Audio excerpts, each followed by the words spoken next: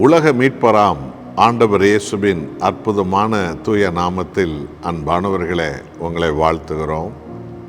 இந்த லெந்து நாட்களில், தவ நாட்களில் பாவமானவைகளை அனுதினமும் விட்டுவிட்டு மீட்பராம் இயேசுவின் முகத்தை நாம் நோக்கி பார்க்கும்போது திறக்கப்பட்ட அவருடைய விழாவிலிருந்து வடியும் ஜீவ ரத்தம், பரிசுத்த ஆவி எனும் ஜீவ தண்ணீர் நம்மை அனுதினமும் கழுவி சுத்திகரிப்பார். நாம் தேவனுக்கு பிரியமுள்ள ஜனங்களாக நாம் மாறிவிடுவோம்.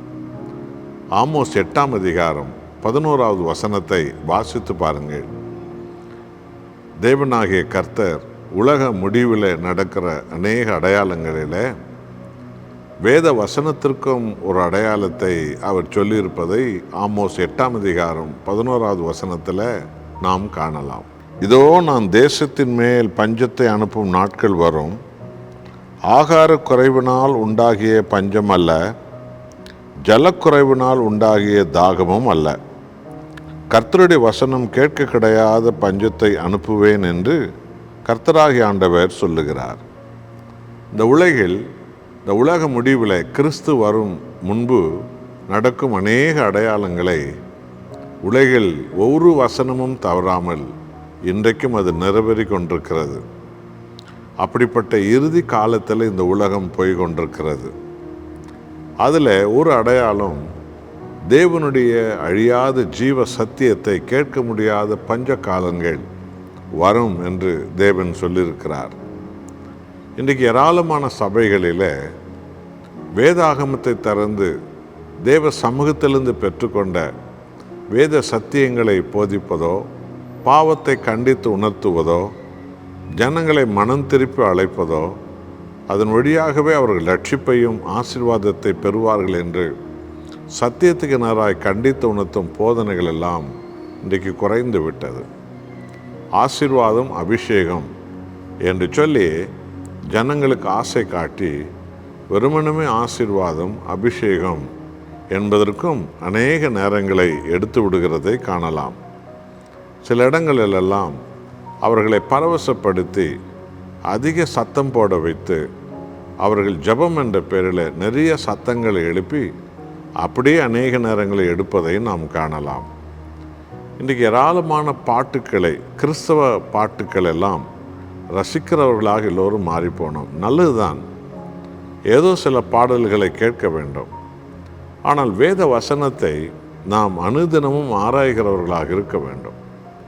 ஆகவே நண்பானவர்களே, மனுஷன் அப்பத்தினால் மாத்திரமல்ல, தேவனுடைய வாயிலிருந்து புறப்பட்டு வரும் ஒவ்வொரு வார்த்தையாலும் உயிர் வாழ்வான். வானம் அழிந்தாலும் பூமி அழிந்தாலும் என் வார்த்தைகள் அழியாது என்றார். அப்போ தேவனுக்கு நாம் முதலிடம் கொடுத்தால் அந்த வார்த்தையான ஆண்டவர் இயேசுவுக்கு நாம் முதலிடம் கொடுப்போம். ஆகவே இந்த நிகழ்ச்சிகளை பார்க்கிற நீங்கள் வேதத்தை வாசிப்பதும் அல்லது வேத வசனத்தை கேட்பதிலும் அதிக கவனத்தை நீங்கள் வைக்க வேண்டும். என்றால் வார்த்தை அழியாதது. அந்த வார்த்தை தான் ஆண்டவராக இயேசு கிறிஸ்து. அந்த வார்த்தையை நாம் கேட்கும் பொழுது ஆவியானுடைய அபிஷேகம் நம் மேல் இறங்கி வரும். இன்றைக்கு உலகில் உலக காரியங்களுக்கும், உலக மாயைகளுக்கும், உலகத்தின் திருப்திப்படுத்தும் சம்பவங்களுக்கும் அதிக நேரம் போய்விட்டது. தேவனுடைய அழியாத வார்த்தைகளுக்கு தெய்வ பிள்ளைகளாகி நாம் முதலிடம் கொடுக்க வேண்டும்.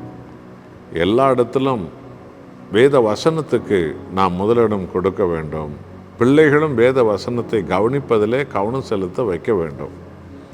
என்றால் அழியாத வார்த்தை தேவனுடைய வார்த்தை. ஆகவே பஞ்சம் வருகிறது, வேதத்தை கேளாதபடி பஞ்சம் வருகிறது. அநேக போதனைகளிலே, அநேக சபைகளிலெல்லாம் நேரங்களும் காலங்களும் உலக சட்டத்திட்டங்கள், உலகத்தினுடைய மனுஷர்களை திருப்திப்படுத்தும் காரியங்களில் அதிகம் செலவு பண்ணுவதும், தன் சொந்த தாளந்துகளை அதிகமாக வெளிக்காட்டுவதற்குமே நேரம் எடுத்து விடுகிறார்கள். தேவனுடைய வசனத்தை ஆழமாய் சுட்டி காட்டி அந்த வசனத்தின்படி தான் நாம் வாழ வேண்டும். தேவனுடைய வார்த்தை தான் அவசியம். நமது ஆவி, ஆத்ம, சரீரத்தை உயிர்ப்பது வேத வசனம்தான். நம்மை அபிஷேகிப்பது வேத வசனம்தான். நம்மை சுகமாக்குவது வேத வசனம்தான். நம்மை பரிசுத்தப்படுத்துவதும் வேத வசனம்தான். சத்தியத்தை அறிவீர்கள், சத்தியம் உங்களை விடுதலையாக்கும் என்றார் ஆண்டவராக இயேசு. அப்போ சத்தியத்தை நாம் அறிவதில் அதிக வாஞ்சியை நாம் கொடுக்க வேண்டும் அல்லவா? இந்த லெந்து நாட்களில் பாவத்தை விட்டுவிட்டு சத்தியத்தை அறிகிற அறிவில் நாம் அதிகமாக நமது இதயத்தை செலுத்துவோம். தேவனுடைய அபிஷேகம் உங்களை நிரப்பும். நாம் ஜெபிப்போமா? அன்புள்ள ஆண்டவரே, உமது வருகைக்கு முன்பு உலகில் நடக்கும் எத்தனையோ அடையாளங்கள் எல்லாம் அப்படியே நடக்கிறது. அதில் ஒன்று, உம்முடைய வேத வசனத்தை கேட்க முடியாத பஞ்ச காலங்கள் இப்போது பெருகி வந்து கொண்டிருக்கிறது. ஆண்டவரே, உம்முடைய வசனத்தை தடுக்கும்படி, கேளாதபடி சத்துரு சபைகளுக்குள்ளே அநேக வஞ்சனையான காலங்களை நேரங்களெல்லாம் கொண்டு வந்து வீணாக நேரங்களை செலவிட்டு ஆண்டவரே செய்யும் காரியங்கள் தடுக்கப்படுவதாக. ஆவியானவருடைய சத்திய வசனங்கள் ஆத்துமாக்களை உயிர்ப்பிக்கிறது. அப்படிப்பட்ட வல்லமை எங்களுக்கு தாரும். இயேசுவின் நாமத்தில் பிதாவே, ஆமென்.